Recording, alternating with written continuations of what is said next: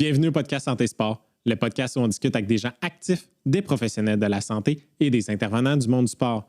Juste avant de vous présenter l'invité de cet épisode, je veux vous dire, retenez-vous pas de partager l'épisode avec votre famille et vos amis pour qui vous pensez que ça pourrait être bénéfique. Si vous êtes sur Spotify, laissez un 5 étoiles et si vous êtes sur YouTube, abonnez-vous à la chaîne. Ça aide vraiment le podcast à grandir. Notre invité de cet épisode est nutritionniste sportive et coureuse sur route. Fondatrice de Nutrition GT, elle accompagne tous les types de personnes actives à s'alimenter en fonction de leurs objectifs et de leur réalité. Touchée par le syndrome de Reds, elle utilise son expérience pour en faire de la prévention. Veuillez accueillir Gabrielle Trépanier.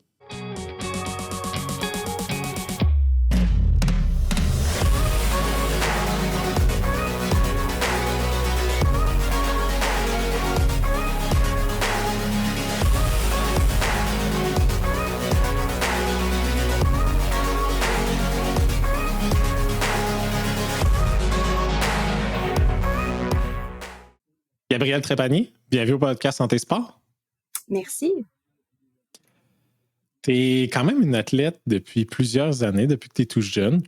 Maintenant, tu es en nutrition sportive, diplômée du Comité international olympique là, en nutrition sportive.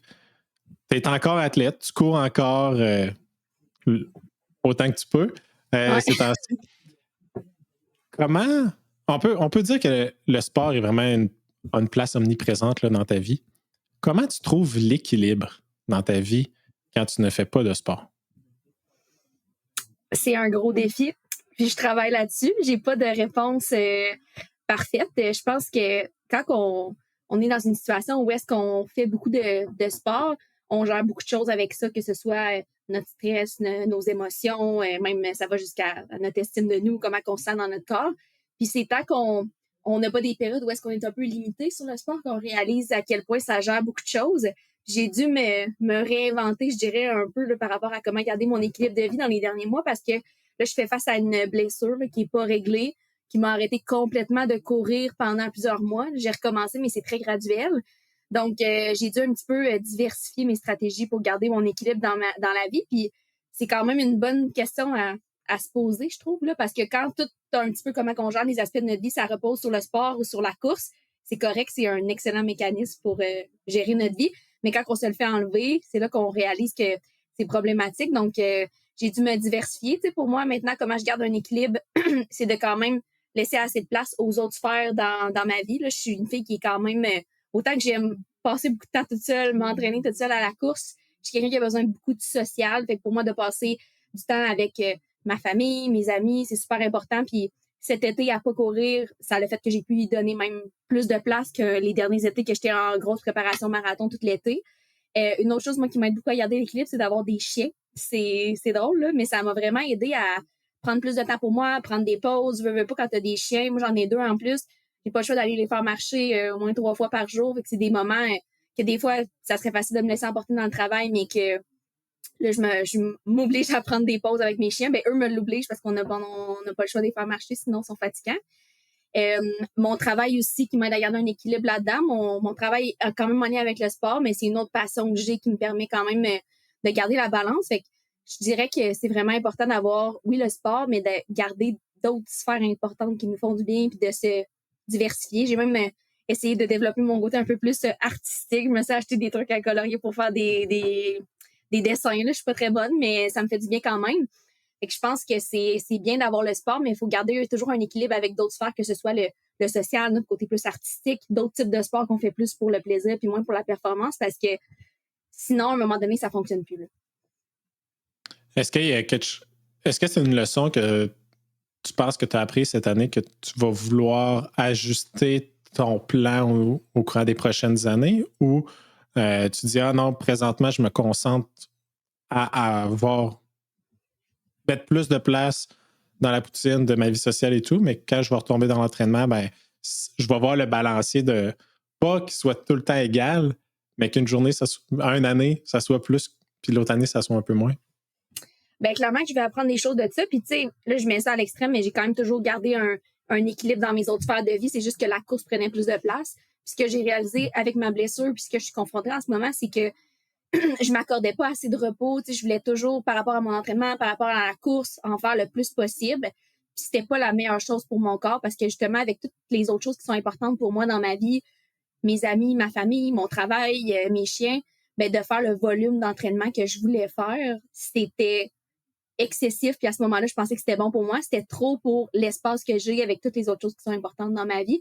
Puis je pense que d'apprendre de ça puis de pouvoir focuser plus sur mon sommeil, avoir plus de journées de repos, plus récupérer, ça va être mieux pour avoir de l'entraînement de qualité, me sentir encore mieux dans ma course que d'essayer de chercher toujours à faire le plus de possible puis de focuser beaucoup sur le volume. Mais ça va être un défi parce qu'une fois que tu te fais réembarquer là-dedans, ça devient un peu addictif. Là. On veut en faire plus, courir plus. Mais c'est vraiment ça que je tire de ça. Je vais clairement essayer de garder une balance où est-ce que la course prend moins de place dans mon temps parce que je pense que ça va être mieux pour mon physique, pour ma performance de course, autant que pour mon mental à long terme. C'est bon. Puis, ça a été quoi ton parcours sportif depuis que tu es tout jeune? Quand j'étais jeune, je faisais des compétitions de ski alpin. Ça a été vraiment mon sport. J'ai commencé les compétitions de ski alpin, je pense que j'avais 6 ans. Puis j'ai arrêté en secondaire 5, là, donc quand j'avais 17 ans, 16-17 ans. Fait que ça a été vraiment j'ai pas pratiqué beaucoup d'autres sports durant mon enfance parce que le ski alpin est très exigeant en termes de temps là, comme sport parce que tu vas pas faire un entraînement de ski alpin 30 minutes à la montagne. Quand tu y vas, c'est pour toute la journée. Donc, c'est tous les samedis, les dimanches, toute la journée. J'avais le mercredi soir aussi. Fait que c'était vraiment concentré là-dessus. Puis malheureusement, vers la fin, je m'en venais tanner. Puis ça s'en venait une corvée la dernière année. Puis je me suis un peu écœurée du sport de compétition à ce moment-là. Quand j'ai arrêté le ski alpin, j'étais comme, je voulais avoir du temps la fin de semaine pour faire autre chose. C'est quand tu as 17 ans, tu veux faire des affaires avec tes amis. Je manquais des occasions. Mais j'ai quand même continué de bouger, sauf que j'avais besoin de quelque chose qui était pas compétitif, que j'avais pas de compte à rendre. J'ai commencé à m'entraîner au gym là, avec un petit programme qu'un entraîneur m'avait fait, mais j'avais même pas d'objectif d'entraînement. J'étais comme juste, je veux bouger un peu pour me garder en forme, mais il y avait rien de spécifique. Puis dans mon programme d'entraînement, j'avais du cardio à faire comme réchauffement, genre 15-20 minutes. Puis là, j'ai commencé à courir un peu sur le tapis roulant. Puis là, j'aimais ça. Là, j'ai commencé à courir un peu dehors. Là, en secondaire 5, on avait des tests physiques en éducation physique, genre les bip-bip puis le test Cooper. Je sais pas si ça s'appelait comme ça dans ton coin aussi. Oui. OK. Puis là, au début de l'année, moi, j'étais pas une coureuse, là, tu sais, comme skieuse. J'étais forte. J'avais vraiment une bonne force des cuisses, mais mon cardio pour faire de la course, il était pas bon. Je l'avais jamais vraiment bien travaillé. J'avais pas jamais fait beaucoup de courses à pied. Donc, au début de l'année, quand on a fait les tests de physique, j'étais comme dans les moins bonnes. Puis finalement, pendant l'année, juste à commencer à courir, j'étais comme la meilleure fille rendue à la fin de l'année. Fait que là, j'étais comme, ça va bien ma course. Mais les premières années après ça, au cégep, là, donc quand j'avais 18-19 ans, je courais juste pour le plaisir. Je disais que je voulais pas courir longtemps. Pour moi, c'était comme maximum des 10 km que je voulais faire. Je faisais pas des courses officielles. J'essayais de battre mes temps moi-même, mais je savais même pas c'était quoi un pace de course, un programme de course. Je courais vraiment juste au feeling. Puis après ça, quand je suis rentrée à l'université, en 2015, j'ai une de mes amies qui me dit on s'inscrit tout pour un demi-marathon l'année prochaine. Puis moi, j'étais comme non, c'est trop long, je veux pas faire ça. Moi, je veux juste courir des 10 km puis tout ça, mais elle m'a convaincue. Donc finalement, en 2016, l'année d'après, j'ai fait mon premier demi-marathon à Montréal. C'est vraiment là que j'ai eu la piqûre. Là. L'année d'après, j'ai fait mon premier marathon. Puis là, après ça, j'ai toujours continué la course. Donc, merci à mon amie Audrey qui a été persistante et qui m'a convaincue de commencer à faire des événements plus longs parce que finalement, c'est mes distances préférées, le demi-marathon puis le marathon maintenant.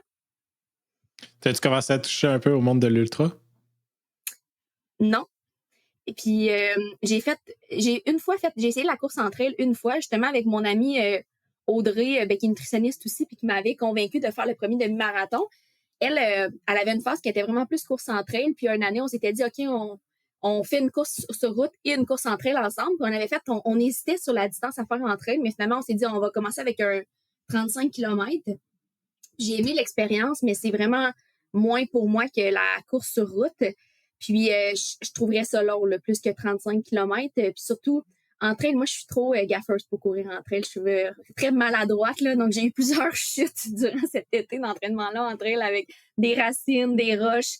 Et que c'est moins mon sport, là. On dirait que je réalise que moi, qu'est-ce qui me fait carburer, c'est un peu comme accélérer, battre mes temps, sentir que je vais vite. Puis quand tu fais de l'ultra-distance, à la course, c'est tout autre chose, là, surtout en trail. Donc, ça m'a moins fait accrocher, mais j'ai beaucoup aimé l'aspect que ce soit en nature puis tout ça. Mais je pense que le marathon, pour moi, c'est ma distance maximum que j'aime. Mais regarde, on ne sait jamais. Avant, je disais qu'un demi-marathon, c'était trop long. Là. Le développement de l'athlète au fil des années. Exactement. Ouais. Puis des fois, justement, la semaine passée, je parlais avec Blaise Dubois. L'épisode va sortir le 2 octobre. Mais il mentionnait que justement, quand on devient plus vieux puis la vitesse est moins là, on allonge les distances pour justement en profiter plus longtemps. C'est peut-être que ça va m'arriver plus tard. Est-ce que présentement, avant qu'on tombe dans la blessure que tu as cette année, est-ce que tu avais eu d'autres blessures au cours de ta carrière sportive?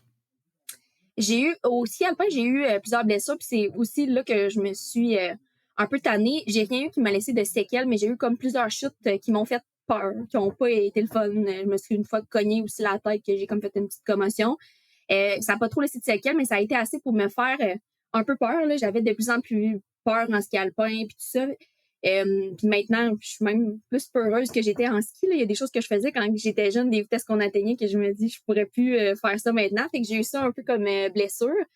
Puis après ça, pendant la course, quand j'ai commencé la course, donc 2016, j'ai fait mon premier demi-marathon de Montréal, ça a super bien été. L'année suivante, j'ai fait mon premier marathon en 2017.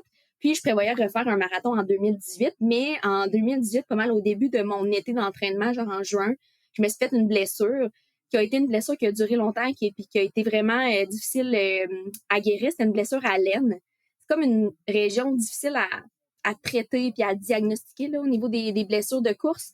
Ça a comme pris avant que je puisse refaire un demi-marathon, ça a pris 3 ans après ça. J'ai comme couru on and off, vu beaucoup de spécialistes pendant 3 ans, mais personne ne comprenait trop ce que j'avais.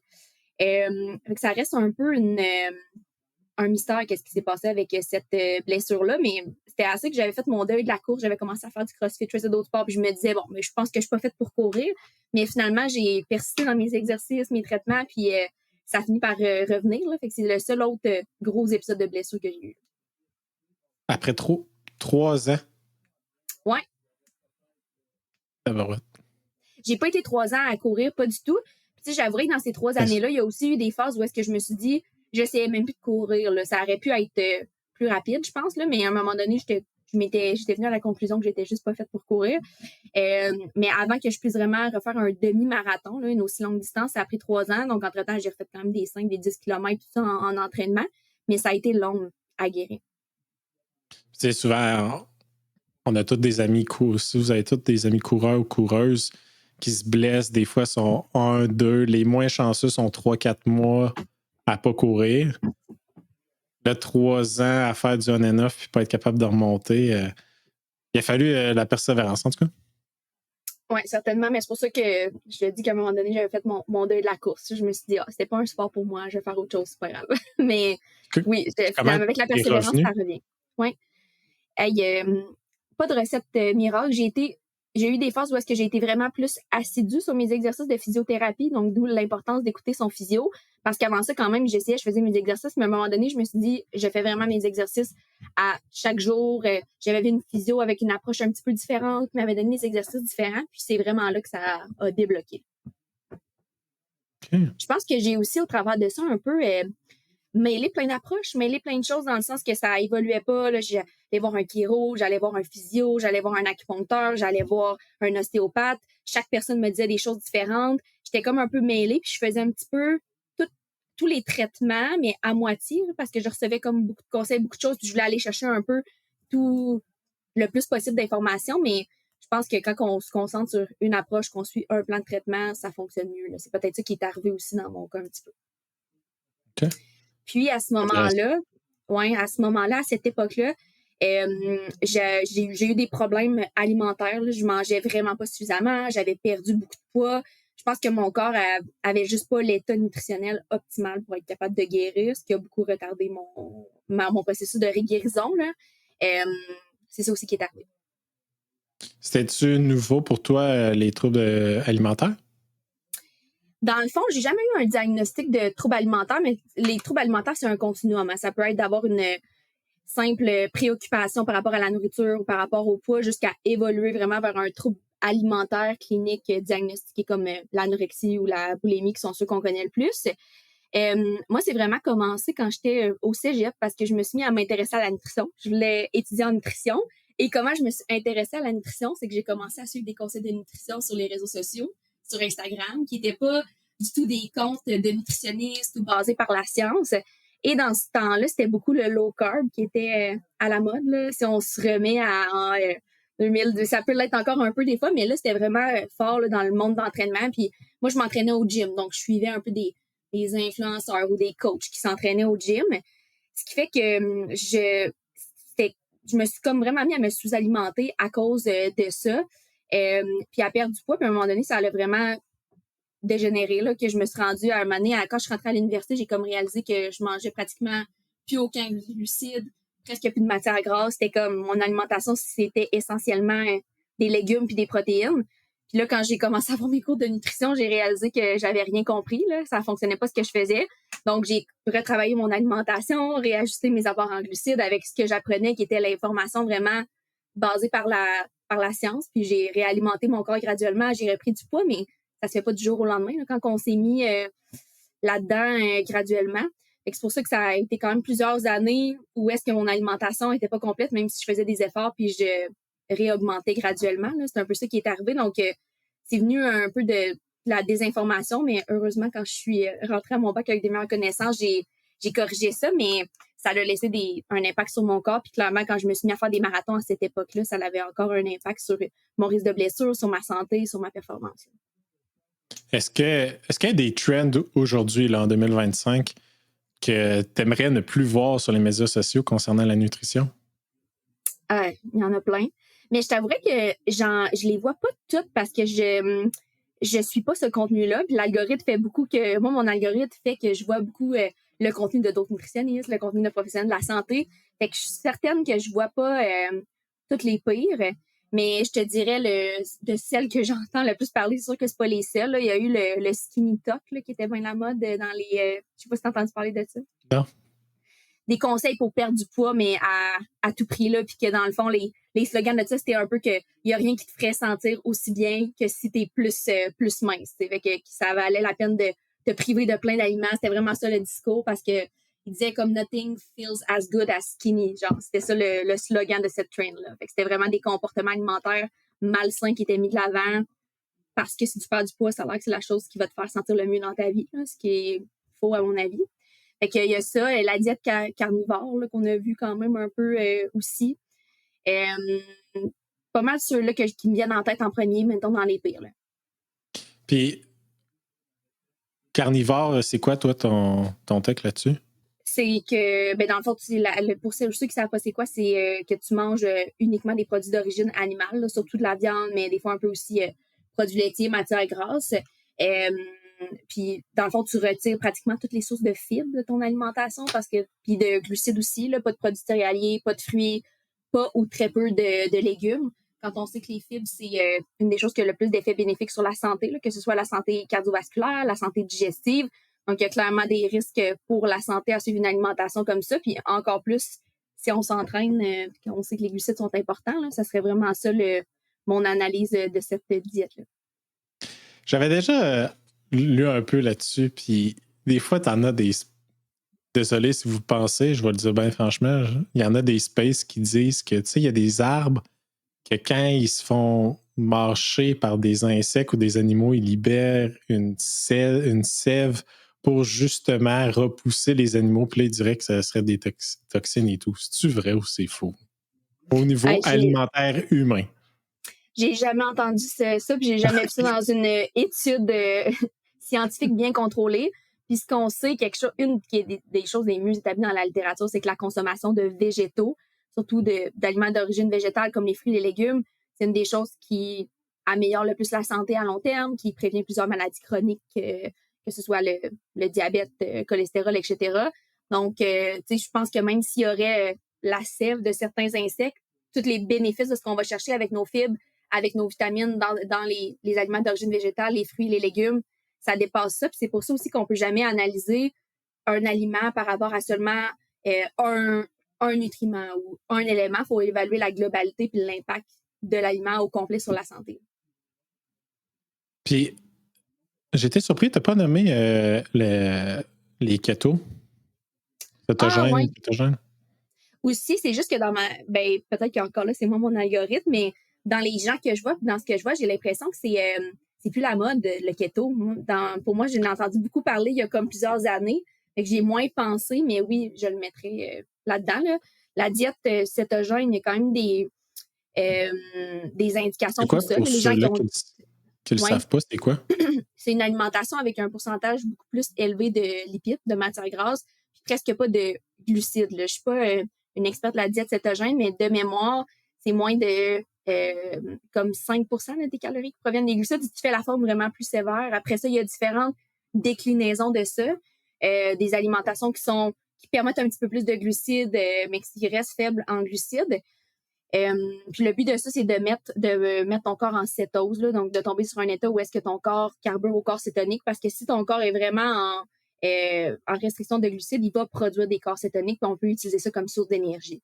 Mais la seule indication pour laquelle cette alimentation elle est vraiment bien prouvée dans la littérature, c'est pour les gens qui ont de l'épilepsie réfractaire. C'est vrai que c'est une alimentation qui peut être prescrite par un médecin ou un neurologue, puis qui peut être faite, mais avec une vraiment bonne supervision médicale, avec des nutritionnistes qui sont experts là-dedans pour suivre le risque de carence nutritionnelle. Donc, il faut que ça soit fait avec une certaine supervision là, pour s'assurer que ça n'ait pas d'impact sur la santé. Après, tu dis qu'une des trends au courant des dernières années, c'est justement de ne plus démoniser les glucides, surtout dans le milieu sportif. Je pense qu'au courant des dernières années, ça a vraiment devenu plus normal puis encouragé là, de manger des glucides. Vraiment, avec ça serait une trend positive que j'aime, là. On voit beaucoup de choses par rapport à ça, que ce soit avec juste les gels. C'est des glucides concentrés, là. Avant, il y avait beaucoup de gens qui étaient comme, des gels, c'est du sucre. Maintenant, on dirait que tout le monde qui commence à courir veut prendre des gels le plus vite possible, là. Mais oui, ça, c'est positif, que ce soit avec tous les messages par rapport aux athlètes qui font de la prévention par rapport à la sous-alimentation, aux REDS ou aux nutritionnistes qui sont de plus en plus sur les réseaux sociaux. Il y a vraiment je pense, un changement de vision par rapport à ça, puis ça fait du bien. Je suis content que tu l'aies nommé, le Reds. Moi, la première fois que je l'ai entendu, c'était avec mon épisode avec Benoît Boulanger. Donc, peux-tu expliquer c'est quoi le Reds? Puis je veux qu'on en parle un peu plus. Avec Benoît, c'était pas l'objectif premier, mais avec toi, ouais. Je pense que tu es une bonne candidate pour nous expliquer c'est quoi le Reds. Le REDS, ce que l'acronyme veut dire, c'est le Relative Energy Deficiency in Sports. Fait que la traduction française, ça veut dire le déficit énergétique relatif dans les sports, on peut dire, pour traduction. Ce que c'est, en fait, c'est que si on prend le nombre de calories qu'une personne consomme et qu'on enlève ce qu'elle va dépenser pour son activité physique, donc pour sa course, son sport qu'elle fait, si le nombre de calories qui reste est pas suffisant pour aller combler tous les besoins de base du corps. Parce que la majorité des gens, à moins d'être des athlètes de haut niveau, la majorité des calories qu'on dépense dans une journée, c'est pour notre métabolisme de base. Donc, toutes les fonctions de base, un peu comme si on restait couché toute une journée, sans manger, sans faire un pas, sans rien faire, ce que notre corps dépense pour respirer, faire battre notre cœur, entretenir nos organes et tout, c'est notre métabolisme de base. Puis si une fois que tu as fait ton activité physique, le corps n'a plus assez de calories pour assurer le métabolisme de base, qu'est-ce qu'il va faire? Bien, le corps il est bien adapté pour survivre. Fait qu'il va essayer d'économiser des calories ou économiser de l'énergie. Donc, lui, il va prioriser les fonctions qui sont vraiment vitales ou essentielles à notre survie. Donc, de respirer, faire battre notre cœur. Puis il va ralentir ou stopper certaines fonctions qui sont plus secondaires. Par exemple, le cycle menstruel chez les femmes. Donc, moins dépenser d'énergie pour la synthèse des hormones. La santé osseuse aussi. Donc, d'aller chercher un petit peu dans les réserves osseuses. Ensuite, on peut voir des symptômes comme perdre plus ses cheveux, avoir des ongles plus cassants, avoir une peau qui est plus sèche. Parce que c'est toutes des choses que, normalement, notre corps dépense de l'énergie, mais que, même si on perd plus nos cheveux, on n'est pas en danger de mort imminent. Là. Fait que c'est un petit peu ça qui s'installe avec le REDS. Juste pour s'assurer que la comparaison est bonne, c'est, mettons, le 2000, c'est ton métabolisme de base. 2000 calories par jour, le métabolisme de base, à peu près. Là. Puis, tu dépenses 1000 calories d'activité physique. C'est que là, on est à un 3000 de dépenses caloriques par jour, mais tu en manges juste 2200, 2500. Donc là, tu as un déficit de 500 à 800 calories. Puis là, on s'entend, c'est sur une longue période qu'il faut que tu fasses ça. C'est pas une journée que tu as un déficit que tu vas tomber dans le REDS. Puis là, tu fais ça sur une période prolongée. C'est là que le moins 500 calories à chaque jour s'accumule. Puis là, comme tu mentionnes, le corps vient chercher dans ses petites réserves, ces petites ou grosses réserves qui peuvent avoir un impact par la suite. Là. Exactement. Fait que c'est surtout quand on est dans un déficit qui est sévère, prolongé. Là. C'est pas parce qu'on a un déficit de 100 calories par jour pendant quelques semaines que ça va faire ça. Mais si, à long terme, pendant plusieurs semaines, le déficit est trop important, puis il y a certaines formules là, qu'on peut utiliser pour calculer, on appelle ça l'énergie disponible, dans le fond, pour le corps. Si ça, c'est trop faible, c'est là qu'on risque d'avoir vraiment un syndrome RED qui apparaît, qui peut avoir un impact sur un petit peu tous les systèmes que je nommais là, sur notre santé osseuse, sur nos hormones, mais ça peut aussi jouer vraiment sur tous nos systèmes, là, que ce soit la performance physique dans les sports, même la santé mentale, la motivation, comment on se sent. Tout ça va être impacté si le corps est dans un déficit calorique prolongé trop sévère.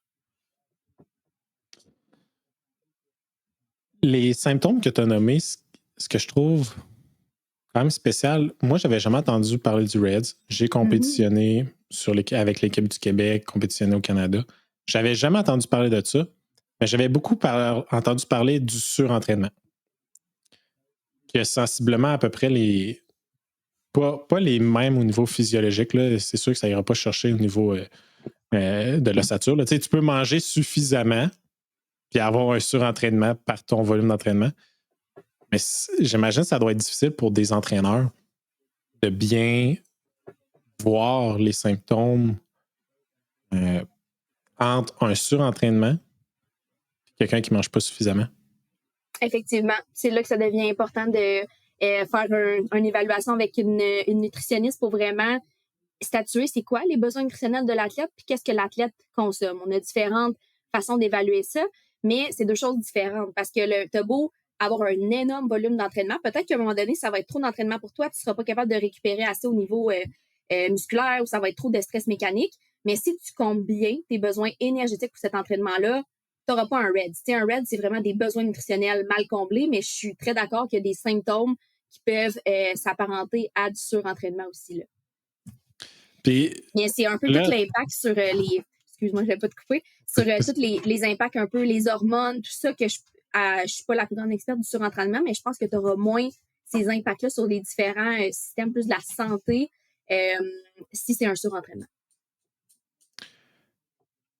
Là, tu ne l'as pas mentionné, mais pourquoi tantôt je disais que tu étais une bonne candidate pour parler du REDS? Tu as fait un post au mois de juillet qui mentionnait justement que tu avais eu ce syndrome-là. Oui. Puis, en plus de tes blessures de cette année. Peux-tu faire un peu une histoire de cette publication-là là, du 24 juillet? Oui, je vais essayer de faire ça court, mais c'est bon que j'ai fait déjà une bonne introduction quand j'ai parlé de quand j'ai commencé la course, avant que je rentre à l'université et que je ne m'alimentais pas assez. À ce moment-là, tu sais, premièrement, tu mentionnais aussi que tu n'en avais jamais trop entendu parler, même dans ta carrière. Le REDS, c'est quand même plus récent, là, que c'est étudié. On entend parler beaucoup plus dans les dernières années. C'est quelque chose qu'avant, beaucoup même de professionnels de la santé ne connaissaient pas. Puis même encore aujourd'hui, il y a plusieurs professionnels de la santé qui ne connaissent pas ça. Mais il y a beaucoup de recherches de plus qui est faite, puis on en parle de plus en plus. Mais ça se peut très bien que tu n'en avais jamais entendu parler, puis tu n'es pas le seul dans cette situation-là. Mais moi, quand je parle que j'ai eu ma période de restriction alimentaire, j'ai pas eu de diagnostic à cette époque-là. Je savais pas c'était quoi un REDS. Mais quand j'ai commencé à courir, clairement, j'étais en REDS. Maintenant, je le sais. À cette époque-là, je le savais pas. Mais après ça, qu'est-ce qui est arrivé après ma blessure que j'ai eue en 2018? Durant mon 3 ans là, que j'ai pas couru, j'ai beaucoup travaillé mon alimentation, j'ai repris du poids. Je suis retournée à mon poids avant tout ça. J'ai repris des habitudes alimentaires bien équilibrées puis qui comblaient bien mes besoins. J'ai recommencé à courir, j'étais plus blessée. Puis moi, j'ai comme fait, bon, parfait, c'est réglé, problème réglé, je suis libérée de ça. Qu'est-ce que j'ai su après, maintenant, avec ma blessure, c'est que mon corps avait encore des séquelles de cet épisode-là, même si après ça, à partir de, on peut dire depuis les 5-7 dernières années, je compte bien mes besoins, j'avais repris mon poids, j'ai les bonnes connaissances en nutrition pour bien m'adapter selon mon entraînement, mais ça avait encore un impact sur mes hormones. Puis qu'est-ce qui est arrivé qui a un petit peu confondu tout ça, c'est que j'avais des cycles menstruels irréguliers, qui est un des red flags les plus importants chez les femmes quand on s'entraîne. Sauf que moi, je m'étais fait dire que j'avais les ovaires polykystiques. J'avais des examens pour ça, qui est une autre condition qui touche les hormones chez les femmes, qui est quand même très fréquente là, chez les femmes. Fait je restais avec des cycles menstruels qui n'étaient pas réguliers, mais moi, j'attribuais ça à mes ovaires polykystiques. Mais là, après ma blessure, j'ai refait des suivis avec une clinique qui était vraiment plus spécialisée en médecine sportive, en REDS, puis en hormonothérapie. Puis ce qu'ils m'ont dit, c'est que dans le fond, après avoir passé vraiment beaucoup de tests, là, j'ai passé beaucoup de tests d'hormones, de tests de santé dans les dernières années, mais surtout dans la dernière année. Puis eux, qu'est-ce qu'ils m'ont dit, c'est que c'était vraiment tous mes désordres hormonaux, c'était pas les ovaires polykystiques, mais c'était vraiment le REDS que je traînais encore dans le fond. Mon corps, il avait comme pas réussi à reprendre sa production d'hormones normale, malgré toutes ces années-là. Puis finalement, ce qu'on sait, c'est que le REDS, ça peut laisser des conséquences beaucoup plus longtemps qu'on pensait sur le corps. Même tu peux avoir des séquelles autant longtemps que tu as été dans ton REDS. Fait que ça veut dire que si tu es resté, on va dire, 5 ans dans ton REDS, ça peut te prendre 5 ans à t'en remettre puis que ton corps recommence à faire une production d'hormones normale. Fait que c'est ça que j'ai découvert en même temps que cette blessure-là. Puis tout ça parce que la blessure que j'ai eue, c'est une fracture de stress qui est une blessure typique du REDS, vu que ça peut impacter la santé osseuse. Fait que c'est comme ça un peu que ça a été... j'ai eu la confirmation que c'était ça dans mon cas, puis je pensais vraiment que j'étais tirée d'affaire avec ça, mais finalement, non. Fait que là, tu es en rétablissement? Exactement. Fait que la saison de course a été écourtée pour toi cette année? Oui, fait que cette année, ça devait être ma plus grosse saison de course à vie parce que l'année passée, j'ai eu ma meilleure année. Là, j'ai dépassé vraiment toutes mes attentes pour la saison. J'ai fait 2 marathons, 2 demi-marathons officiels. J'ai eu des PR à chaque événement. Là. Ça veut dire que j'ai rebattu mes PR 2 fois dans l'année. Cette année, je voulais essayer de faire 3 marathons. J'avais jamais fait ça, 3 marathons dans la même année. Donc, je vais faire Boston en avril, Ottawa en mai, le full marathon, puis le marathon complet à Montréal, là, que j'aurais dû faire hier. Mais finalement, le seul que j'ai fait, c'est à Boston, que j'ai terminé de peine et de misère. Finalement, c'est parce que j'avais des fractures de stress aux 2 tibias. Je l'ai su après, mais j'ai terminé, mais ça n'a pas été un bon marathon. Là. J'avais commencé à avoir un peu de la douleur avant, mais je pensais que c'était juste des petits débuts de périostite. J'avais eu le hockey de mon physio pour faire l'événement, mais finalement, c'était pire qu'on pensait. Puis après 10 km, en fait, mes 2 jambes ont barré. Là. C'était comme si j'avais 2 blocs de béton au lieu des jambes. Mais j'avais pas mal. T'sais, dans ma tête, moi, une fracture de stress, fracture, tu peux plus avancer, t'as vraiment l'os fracturé, puis tu peux plus courir. Mais fait que je me disais, bon, mes jambes sont lourdes, ça va pas bien, mais je suis capable de terminer. Si j'avais eu l'impression que j'étais en train de me faire une fracture, j'aurais arrêté. Mais j'ai réussi à terminer. J'ai marché des bouts. Chaque pas était pénible, mais c'était vraiment quand t'es dans l'adrénaline un peu, puis dans l'ambiance de la course, je sais pas comment, mais j'ai réussi à finir. Mais après ça, j'étais plus capable de marcher. Là. Fait que c'est vraiment là, soit que mes fractures avaient comme un peu commencé avant, puis je les ai dégradées, ou c'est vraiment pendant le marathon. Là, je peux pas le savoir, mais finalement, j'avais des fractures de stress aux 2 tibias après le marathon. Puis, d'un point de vue nutrition, tu avais sur ton site web, il y a un article qui date de 2021 que la nutrition peut aider à guérir. Est-ce que tu utilises tes propres techniques? Clairement. Première chose qui est la plus importante, éviter le REDS. Là, ça veut dire de fournir à ton corps qu'est-ce qu'il a de besoin en termes d'énergie, en termes de protéines, puis en termes de glucides aussi. Ce qu'on a trouvé dans les dernières années, c'est que au-delà du manque de calories, le fait de ne pas bien combler tes besoins en glucides peut entraîner un syndrome REDS. Fait que c'est pas juste une question de calories, de poids. Des fois, il y a des gens qui disent « Ah, ben mon poids il est stable » ou « J'ai pas perdu de poids, je peux pas être en REDS ». Mais si tu consommes pas assez de glucides, tu peux être en REDS. Puis qu'est-ce qui arrive avec une blessure? C'est que qu'est-ce qui arrive souvent? On s'entraîne moins. Qu'est-ce que les gens vont faire la première chose? Couper ce qu'ils mangent parce qu'ils ont peur de prendre du poids. Fait qu'il faut pas aller trop couper. Là. Ça, c'est la chose la plus importante, la première. Puis de aussi bien répartir les protéines dans la journée pour aider à bien récupérer. Fait que ça a été quelque chose que, tu sais, moi, j'ai été blessée. Je suis passée d'un volume de course de 100 km par semaine à 0, mais j'ai pas comme coupé complètement ce que je mangeais à cause de ça. J'ai coupé ce que je mangeais pour mes entraînements. Là. Moi, je m'entraîne le matin, fait que je prenais comme un déjeuner avant l'entraînement, un après, puis des glucides, des choses pendant mes entraînements. Fait que ce que j'ai enlevé, c'est ça un petit peu, ce que je mettais pour traiter mon entraînement, là, le déjeuner supplémentaire plus les glucides pendant l'entraînement, mais j'ai pas modifié ma structure, mes repas, mes collations, mes portions, tu sais, très peu parce que mon corps en ce moment il en a besoin pour récupérer. Là. Good. Fait que ça, c'est le premier élément. Tu veux que je les nomme toutes ou juste celle-là? Ouais, allez, oui. Ben, ça en était quand même un bon. Tu peux continuer. Fait que, celui-là, après ça, avoir suffisamment de vitamine D et de calcium, surtout en contexte de fracture de stress. Le calcium, c'est facile à aller chercher avec des produits laitiers, des amandes, différentes sources végétales aussi qui sont possibles. Mais si on n'en consomme pas suffisamment, ça peut être d'ajouter un supplément de calcium dans certains cas. Puis la vitamine D, ça, c'est la seule vitamine qu'on peut pas trouver assez dans l'alimentation. Donc, le supplément de vitamine D, il va être super important en contexte de guérison et de prévention de blessures. Parce que les athlètes qui ont un statut sous-optimal en vitamine D sont plus à risque de blessures, surtout les coureurs. OK. Fait que ça, c'est d'autres choses. Puis l'autre chose, puis sinon, de manger aussi beaucoup d'aliments qui sont riches en oméga 3. L'oméga 3, c'est un anti-inflammatoire, on peut dire naturel. Donc, d'aller chercher beaucoup d'aliments gras comme du poisson gras comme du saumon, des graines de lin, des graines de chia. Ça aussi, c'est recommandé en contexte de blessure. Puis chez les athlètes qui auraient une alimentation très faible dans ce type d'aliments-là, on peut envisager un supplément aussi. Mais moi, je préfère toujours y aller avec les aliments en priorité plus que les suppléments. Fait que mettre une cuillère à soupe de graines de chia dans son yogourt le matin, let's go. Exactement. Super bonne habitude. Moi, c'est dans les crêpes. J'en ai fait justement en fin de semaine. Ben, c'est bon pour tes oméga 3, c'est parfait. Puis c'est concentré en oméga 3 quand même, là, les graines de chia, les graines de lin. Selon les besoins d'une personne, généralement, avec 1 ou 2 cuillères à soupe par jour, on peut combler nos besoins en oméga 3. Fait qu'on n'a pas besoin d'en manger des énormes quantités, là. Donc, juste de mettre une petite cuillère par-ci, par-là dans le yogourt, dans les crêpes, dans les céréales, saupoudrer sur des toasts avec du beurre d'arachide. Ça fait le travail pour nos oméga 3. Fait que pas besoin d'aller acheter une petite gélule en pharmacie. À part s'il y a un gros besoin essentiel, mais graines de chia. Là. Exactement. Puis si tu te rajoutes du saumon au travers de ça quelques fois dans ta semaine, c'est encore mieux, ça complète bien. C'est nous 2 fois. T'as un concept un peu particulier que j'ai pas vu chez d'autres nutritionnistes. Tu fais des stories où c'est que tu montes ton épicerie. C'est quoi ton but ou le message que tu veux transmettre quand tu fais ces stories-là?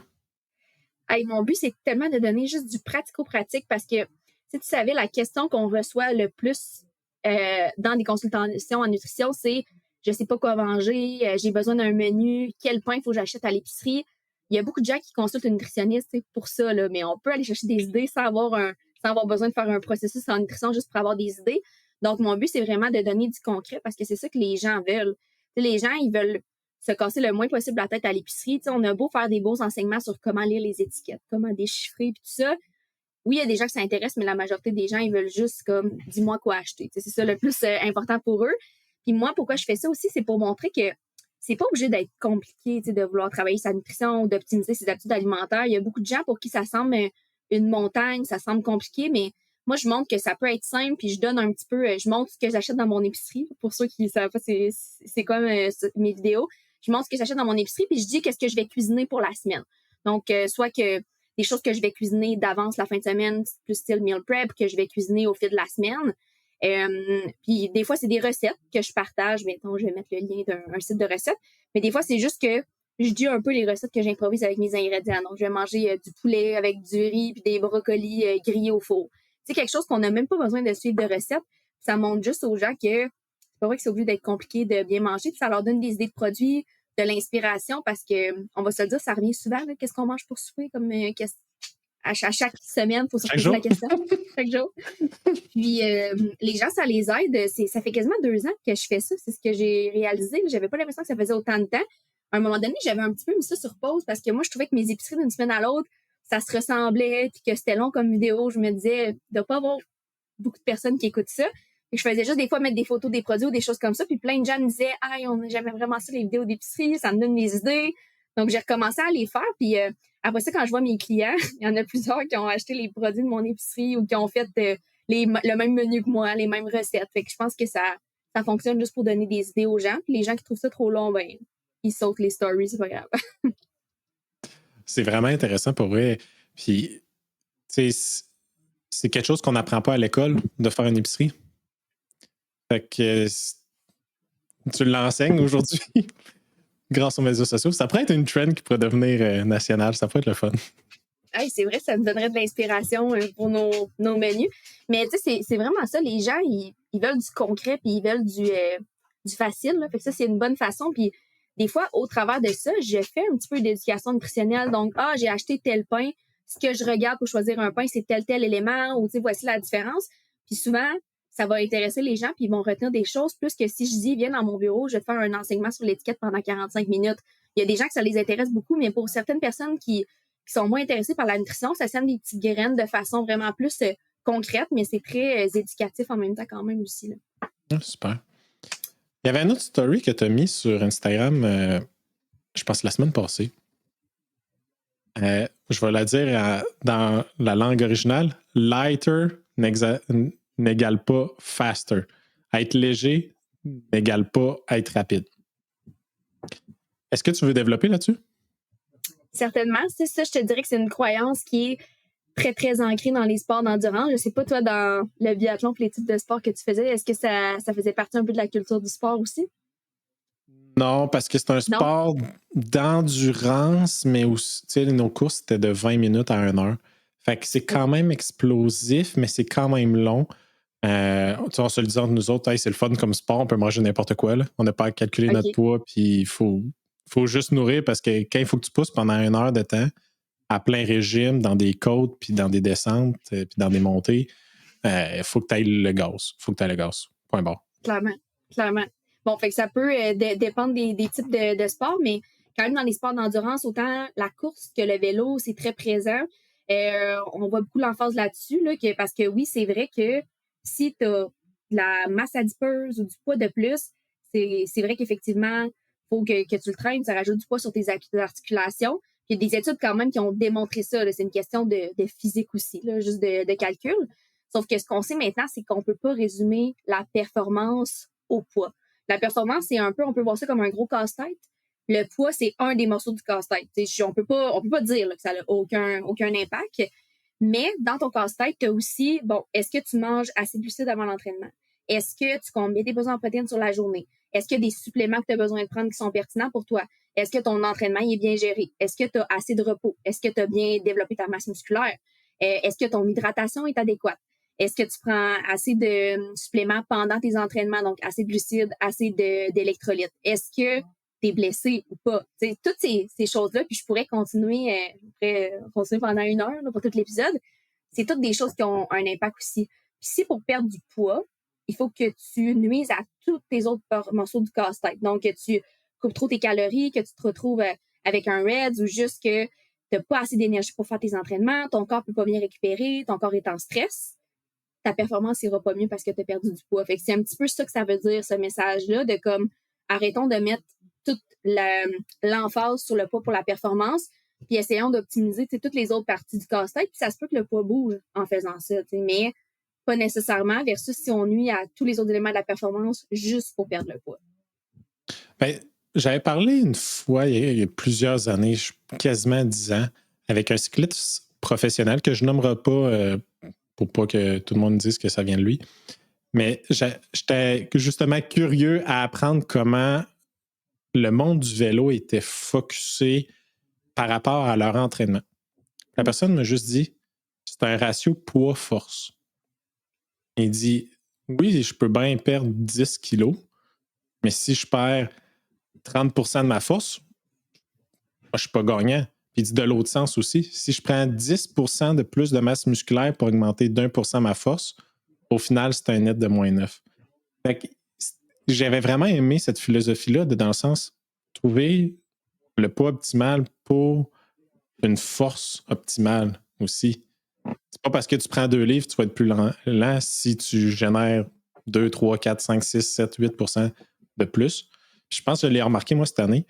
Puis, tu sais, je vais le dire, là, je ne suis pas quelqu'un qui parle de poids, mais j'ai été à 200 l'été passé, 200 livres à peu près. J'ai descendu à 185 au courant de l'hiver et je suis remonté à 195 en ce moment. Mais c'est du muscle. Puis je le sens, là, je t'embête. Puis j'ai écrit un texto à mon coach cet été. J'ai fait, hey, au stop, je décollais. J'ai jamais décollé de même. J'ai pu pogner 45-50 km. 40 km/h en sprint dans un faux plat montant pendant 2 minutes. J'avais jamais fait ça. Mais je suis plus lourd. Ouais, mais je développe bien plus. Oui, super intéressant. Puis, qu'est-ce qui est aussi important de comprendre, c'est que chaque personne a un poids de performance différent. Ça ne veut pas dire que tout le monde, son poids de performance va être au même IMC, indice de masse corporelle, ou au même pourcentage de gras. chaque personne est différente de par sa génétique, de par plein de choses. Puis l'important, c'est de trouver justement ton poids de performance où est-ce que tu es bien. Puis ça se peut qu'il soit plus élevé qu'un poids que tu as déjà eu. Là. Moi, quand je me remets à. Quand j'avais des problèmes dans ma relation avec la nourriture, mon poids était beaucoup plus bas que maintenant. Mais maintenant, mon marathon, je le fais presque 1 heure plus rapidement qu'à ce moment-là. Là. C'est un beau trade-off, je pense. C'est ça. Fait que même si j'ai repris du poids puis que mais il y a plus de poids sur mes genoux, j'ai gagné en force, en endurance avec ça, puis je récupère beaucoup mieux. Pour la prochaine question, j'aimerais qu'on l'oriente vers les jeunes de 16 à 20 ans.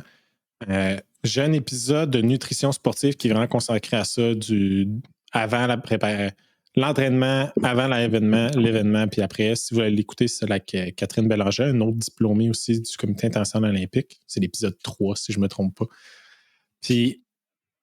Mais on n'a pas fait parler des jeunes. Puis avec ta situation que tu sais, c'était ton Reds et tout, si tu avais un conseil, si tu veux parler des bonnes pratiques à avoir en nutrition pour un jeune athlète au sport-études, au secondaire, au cégep, à l'université, là, un 16-20 ans, ça serait quoi les bonnes pratiques à avoir en tant qu'athlète?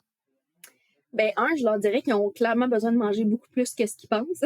Parce que à ces âges-là, en plus, tout dépendant du stade de la puberté, surtout chez les jeunes garçons, il y en a beaucoup qui sont encore en croissance. Donc, leur dépense énergétique est souvent énormément élevée là, à cause de tout le sport, la croissance, leur corps qui se développe. C'est pas rare qu'en plus, les jeunes vont avoir beaucoup d'activités physiques non planifiées. Ils n'ont pas des travails de bureau là, assis comme toute la journée, comme moi. Là. Ils vont à l'école, ils ont d'autres cours d'éducation physique. Dès qu'ils ont une chance, ils vont jouer au soccer avec leurs amis. Fait que tout ça fait que leur dépense énergétique est énorme. Fait que ça, c'est la première chose. Là. Ils ont besoin de manger beaucoup plus qu'ils pensent. Puis je dirais de s'informer avec des bonnes sources. Les réseaux sociaux, c'est super positif. On parle plus de nutrition. Il y a beaucoup d'informations, mais il y a aussi de la désinformation.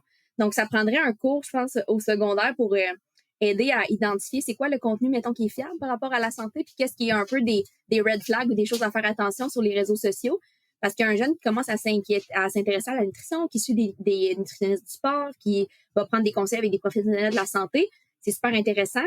Mais un jeune qui tombe de l'autre côté un peu de l'algorithme, comme moi j'ai fait dans ces âges-là, ça peut avoir des conséquences vraiment néfastes. Et que je pense que ça serait ça mes conseils, là, avoir les bonnes sources, puis ils ont besoin de manger même plus que ce qu'ils pensent. Là. Même si leurs parents trouvent qu'ils mangent beaucoup, ils ont besoin de beaucoup. Puis je trouve qu'au Québec, il y a quand même beaucoup d'excellents nutritionnistes de tous les niveaux. Tu sais, genre, je suis rendu à 4 ou 5 sur le podcast, puis il y a une affaire que je fais, je veux pas en avoir 2 pareilles. Puis il n'y en a pas une pareille à date sur le podcast qui parlait de la même affaire au niveau de la nutrition.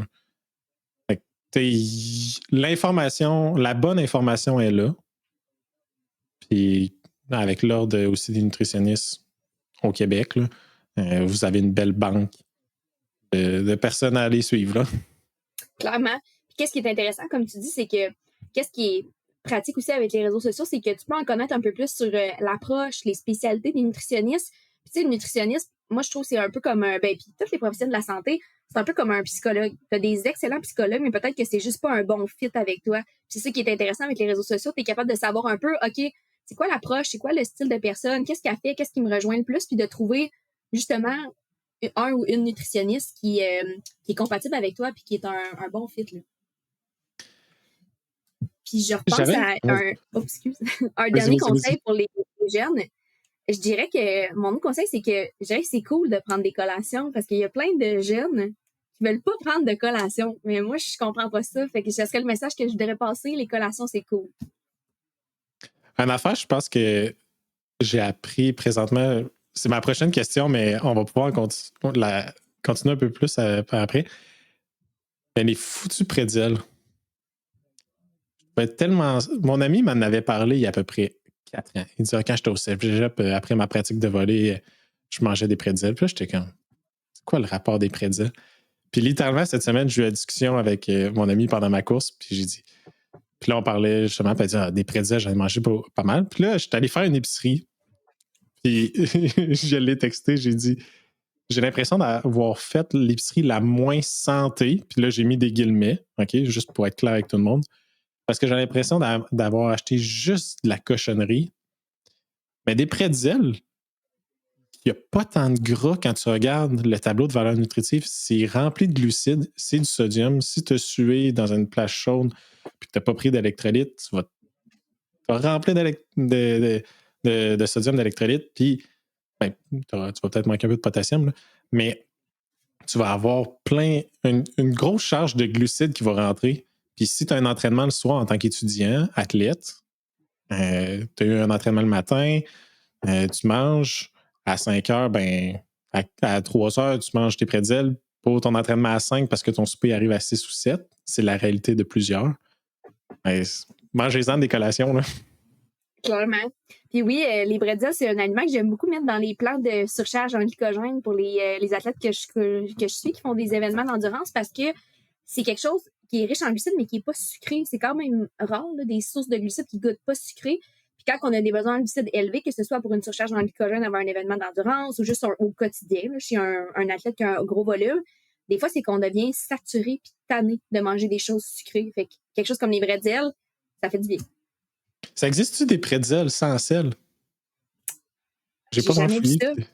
Ouais, OK. mais pour les athlètes, je conseillerais sel avec sel. Là. Mais ça doit pas être tant bon des pretzels sans sel. Qu'est-ce qui est bon, c'est que c'est salé. Là. D'ailleurs, j'en ai partagé dans mon épicerie. C'est peut-être là que tu as pris l'idée. Non, même pas. Mais j'ai aussi découvert découvert. Je savais que ça existait, là, mais comme de baguettes de pain sec, là. OK, oui, Grissol, genre, ou quelque chose comme ça. Là. C'est ça? Ouais. OK. Si je le retrouve, je vous le dirai, mais pour vrai, j'avais vraiment aimé ça. Puis, parce que des pretzels, 60 grammes de pretzels, là, pour quelqu'un qui n'est pas salé, là, c'est du stock. Ça prend de l'eau, ça augmente ton hydratation. Ouais. Puis, ben justement, ma prochaine question, c'était dans l'épisode que j'ai fait avec Catherine, une des choses qu'on n'a pas eu le temps d'aller, et que j'aimerais ça prendre avec toi, c'est ça ressemble à quoi un menu d'une surcharge de glycogène? Ouais. Beaucoup d'aliments riches en sucre, mais veux-tu que je te donne vraiment un exemple de menu d'une journée, mettons? Exemple, un menu d'une journée. Puis là, rapidement, juste au début, juste rappeler les barèmes pour qu'on puisse s'adapter, là, tout dépend de notre personne. Dans le fond, ce qu'on veut faire dans une surcharge en glycogène, ben, c'est pertinent pour un événement d'endurance qui va durer au moins 1h30, qui est la durée qui va venir vider nos réserves de glycogène normales. Parce que nos réserves, même si on compte nos besoins aussi dans nos journées, on n'a pas des grosses réserves de glycogène dans nos muscles, c'est nos réserves de glucides qu'on utilise principalement comme source d'énergie. Donc, ce qu'on veut faire quand on sait qu'on va faire un événement qui est long, on veut venir essayer de les remplir à un niveau supérieur, plus élevé pour avoir une meilleure énergie, diminuer les risques de frapper un mur, puis être capable d'avoir une bonne intensité jusqu'à la fin. Fait que les quantités de glucides qu'on doit prendre, c'est un 10 à 12 grammes par kilo. Fait que par kilo, c'est notre poids corporel de glucides pour 2 jours, idéalement, avant l'événement, là, si on y va avec une durée moyenne.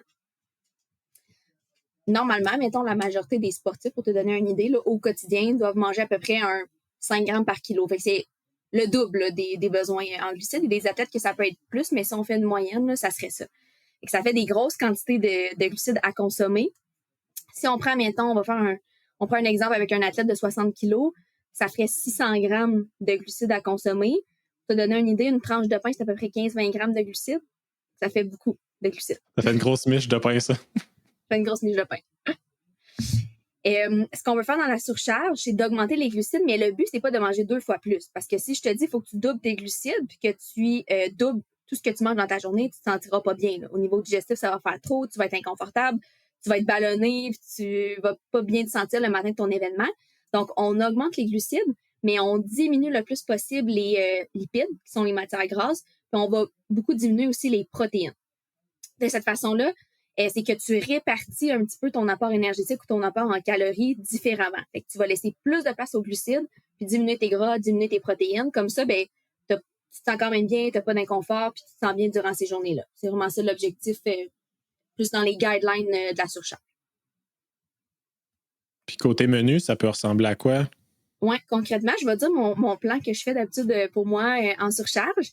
Moi, mon déjeuner que j'aime prendre en surcharge, c'est du pain doré avec du pain blanc. Parce que l'autre chose qu'on fait dans une surcharge, c'est qu'on diminue les fibres. Les fibres alimentaires, c'est très soutenant. C'est bon pour la santé digestive, mais en grande quantité, ça peut donner des inconforts digestifs. Puis là, si tu manges beaucoup plus de féculents, beaucoup plus de glucides, puis que tu as plein de fibres parce que tu as du pain brun, du quinoa, de l'avoine, des fruits, à un moment donné, ton système digestif, il n'aimera pas ça, là, ça va être dur à digérer, puis là, tu risques de te ramasser avec des troubles digestifs durant ta course. Donc, je fais mon pain doré avec du pain blanc, je mets des bananes, des petits fruits, puis full sirop d'érable, ça va vite, le sirop d'érable, puis c'est facile d'en mettre beaucoup là, sur du pain doré. Donc, ça, c'est un déjeuner, c'est facile d'avoir un 150 grammes de glucides avec un déjeuner de pain doré, fait que ça va vite. Donc, ça, c'est mon déjeuner. Puis, ce que je fais aussi dans ma surcharge, c'est que j'essaye d'aller booster les glucides partout. Fait que moi, je bois toujours un café le matin. Je vais m'acheter genre du petit creamer sucré pour mettre dedans. Comme ça, ben, tu bois ton café comme d'habitude, mais tu vas avoir plus de glucides dedans. Donc, ça serait le déjeuner. Ensuite, les collations, mais ça, je vais en mettre comme 2 à 3 dans la journée. Dans les collations, je vais y aller. Si je suis chez moi, j'aime ça faire du pain aux bananes. Ça, c'est vraiment riche en glucides, c'est bon à manger. Si je suis plus à l'extérieur, je vais me prendre souvent des barres aux figues. Tu sais, les barres, la marque qu'on voit souvent, c'est Nature Bakery. Là. C'est comme un petit peu il y a de la garniture aux fruits dans le milieu. Ça peut être des barres un peu Nutri-Grains ou ce style-là. Mais c'est pas le temps de manger des barres protéinées aux noix. Là. On veut vraiment des barres plus à base de glucides. Ensuite, je vais mettre souvent aussi des fruits un peu en collation, comme des fruits qui sont très denses en glucides, là, mangue séchée, banane, raisin, puis des jujubes que je vais grignoter au fil de la journée pour compléter les glucides. Puis, pour le dîner, moi, j'aime ça me faire une salade repas à partir d'un féculent. C'est sûr que je ne ferai pas une salade repas avec autant de légumes, de protéines que d'habitude. L'important, c'est que l'ingrédient principal, ça soit un produit céréalier. Donc, une salade de pâtes. J'ai une recette sur mon site que je fais souvent en surcharge. C'est une salade de pâtes avec un petit peu de tomates cerises puis de fromage feta dedans. C'est super bon. Là. La sauce non plus n'est pas trop grasse. Là. Il y a un petit peu d'huile, mais c'est avec du jus de citron, des fines herbes. Fait que ça, je trouve que ça passe super bien, ce style de salade repas-là en surcharge. Fait que ça, c'est mon dîner. Puis au souper, souvent pour faire différent des pâtes, moi, j'aime ça manger un riz le soir, genre un riz, encore là, un riz blanc, mais que je mélange avec un petit peu de poulet, un peu de légumes juste pour donner du goût, de la sauce soya, là, un petit peu comme riz frit, mais pas trop de gras, pas trop de légumes, surtout beaucoup de riz avec de la sauce soya. Fait que ça, c'est un bon repas. Puis je vais toujours me mettre un verre de boisson sucrée avec mon dîner puis mon souper. Donc, ça peut être un jus, de la limonade, du thé glacé, n'importe quoi de sucré qu'on aimerait. Puis, pour la collation du soir, là, j'aime ça faire un bol de céréales sucrées. Fait que là, c'est le temps de se rappeler nos souvenirs d'enfance. On aimait les Lucky Charms, les Fruit Loops, peu importe, les Honeycomb, un petit bol de céréales sucrées pour aller compléter les glucides. Puis avec ça, on est capable d'avoir un 600 grammes de glucides et plus par jour. Justement, le bol de céréales, je l'ai essayé. J'étais dans mes tests 2 semaines avant, justement. J'avais Race Simulation que j'avais fait. J'avais fait tu sais, les Sugar Crips, là. Mais la version nature, là, de l'avoine soufflée, en fait, que ça s'appelle, avec du lait. Puis je ne me rappelle plus où c'est que je l'avais vu, mais ça disait d'ajouter du sirop d'érable dans le lait. Fait que j'avais pas comme le Sugar Crisp, j'avais juste l'avoine soufflée nature avec mon lait. Puis j'ai ajouté le sirop d'érable, à brasser ça. Hey, c'était à se rouler par terre. Ben oui, ça doit être bon. J'étais un gars sucré, fait que ouais, ça j'aurais pu en manger. La deuxième fois, je m'en suis fait un plus gros bol, là. Je garde ça en note pour mes prochains marathons comme idée de surcharge. Quelque chose qui est bien populaire aussi dans les surcharges, c'est les Pop-Tarts, parce qu'un paquet de Pop-Tarts, c'est 72 grammes de glucides. Ça va vite, ça aussi. Mais moi, j'avais essayé de m'en mettre dans une surcharge, puis c'était moins bon dans mon souvenir. On dirait qu'il y a des choses, des fois, qu'on mange quand on était jeune, puis c'est un peu décevant. Je ne l'ai pas gardé dans ma surcharge, mais pour ceux qui aiment les Pop-Tarts, c'est un bon moment pour en manger. C'est bon. Je ne savais pas ça. Là. Je pense que je vais aller m'en chercher. Dans ta prochaine épicerie. Ouais. J'ai une question que je pose à tous mes invités qui viennent sur le podcast. Ça veut dire quoi pour toi être en santé? Hey, c'est une bonne question. Clairement, ben, c'est la santé physique, là, c'est l'absence de maladie, puis d'être capable de faire ce que tu veux, quand tu veux. Là, puis ça prend encore plus son sens pour moi maintenant que, juste avec ma blessure, là, les jours après, je n'étais même pas capable de marcher avec mes chiens. C'est quelque chose de banal, mais je réalise à quel point on est chanceux d'être en santé et d'être capable justement de dire juste hey, je vais marcher mes chiens ou je suis pas limitée physiquement parce que ce que je peux faire. Puis au-delà de la santé physique, pour moi, c'est un petit peu tout l'équilibre qu'on parlait tantôt, là, mais avec tout notre équilibre de vie, de santé mentale. Puis c'est quelque chose pour moi qui est aussi facile à maintenir, la santé, dans le sens que des fois, on a l'impression qu'être en santé, ça vient avec des sacrifices, que c'est plate, c'est restrictif, mais pour moi, c'est rien qui est dans l'extrême, c'est juste des habitudes qui te font sentir bien, en fait, là, qui te permettent d'être en santé. Bon. Hey, on n'en a pas parlé, mais c'est quoi le nom de ta, je sais pas comment appeler ça, clinique Ouais, de nutritionniste? c'est exactement comme ça qu'on appelle ça. C'est Nutrition GT. Fait que, moi, je suis nutritionniste du sport, puis j'ai aussi 2 autres collègues qui travaillent avec moi. On a chacune un peu nos spécialités, les types de sportifs qu'on voit. C'est tout indiqué sur notre site. Puis, mon site web, c'est nutritiongt.com. Puis sinon, sur les réseaux sociaux, j'ai aussi ma page Instagram, gabt.nutrition sportive, puis la page Facebook Gabrielle Trépanier, nutritionniste du sport, où est-ce que les gens peuvent me trouver. Et voir ton épicerie. Et voir mes épiceries avec des idées. Gabrielle, un gros merci d'être venu sur le podcast Santé Sport. Ça me fait plaisir. Merci de votre écoute et j'espère que vous avez apprécié l'épisode. Si ce n'est pas déjà fait, aimez et commentez. Et pour plus de contenu, suivez-moi sur Facebook, Instagram, YouTube et TikTok. À bientôt!